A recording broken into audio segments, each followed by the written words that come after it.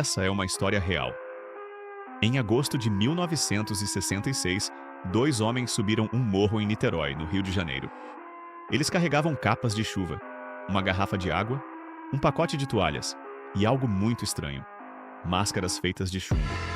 Horas depois, os dois seriam encontrados mortos, sem sinais de violência, sem sinais de luta e com as máscaras ainda ao lado de seus corpos. Esse caso ficou conhecido como o Mistério das Máscaras de Chumbo. E até hoje, ninguém sabe exatamente o que aconteceu naquela noite. Os dois homens eram técnicos em eletrônica. Seus nomes eram Manuel Pereira da Cruz e Miguel José Viana. Eles trabalhavam consertando televisores e rádios. E, segundo amigos próximos, tinham um interesse incomum por fenômenos espirituais e experiências científicas pouco convencionais. Na manhã do dia 17 de agosto de 1966, os dois saíram da cidade de Campos dos Goytacazes. Eles disseram que fariam uma viagem rápida ao Rio de Janeiro para comprar equipamentos. Nada parecia fora do normal, mas quando chegaram a Niterói, algo curioso aconteceu.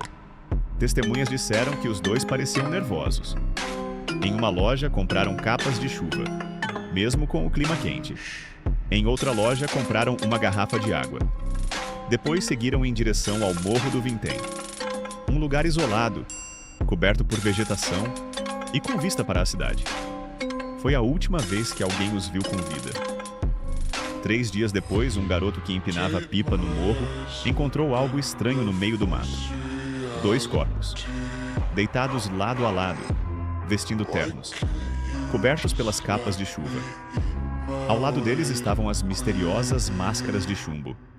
Máscaras feitas de metal grosso, sem buracos para os olhos, como se fossem feitas para bloquear completamente a visão. Não havia sinais de luta, não havia sangue, não havia marcas de violência. Parecia que os dois simplesmente deitaram ali e morreram. Quando a polícia chegou, encontrou um detalhe ainda mais estranho. No bolso de um dos homens havia um pequeno papel, uma espécie de instrução.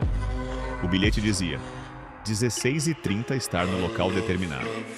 18h30 ingerir cápsula. Após efeito, proteger metais, aguardar sinal, máscara. A mensagem parecia parte de um experimento, mas ninguém sabia qual.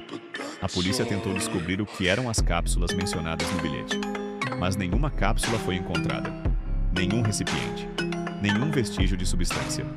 Era como se alguém tivesse removido qualquer pista. Outra coisa chamou a atenção dos investigadores. Os dois homens haviam levado dinheiro, mas não o usaram. Não havia sinais de roubo e nenhum motivo claro para que alguém quisesse matá-los. Com o tempo, começaram a surgir teorias. Alguns acreditavam que eles estavam tentando entrar em contato com extraterrestres. Outros diziam que participavam de um experimento espiritual, tentando se comunicar com outra dimensão.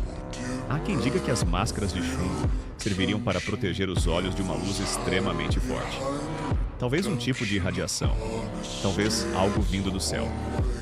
Moradores da região afirmaram ter visto uma luz estranha no céu naquela mesma noite.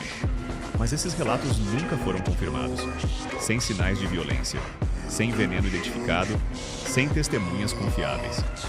O caso rapidamente se tornou um dos maiores mistérios da história brasileira. Com o passar dos anos, muitas evidências desapareceram. Testemunhas morreram, arquivos foram perdidos e o caso acabou arquivado. Mas a pergunta continua: o que 2 técnicos em eletrônica estavam tentando fazer naquele morro?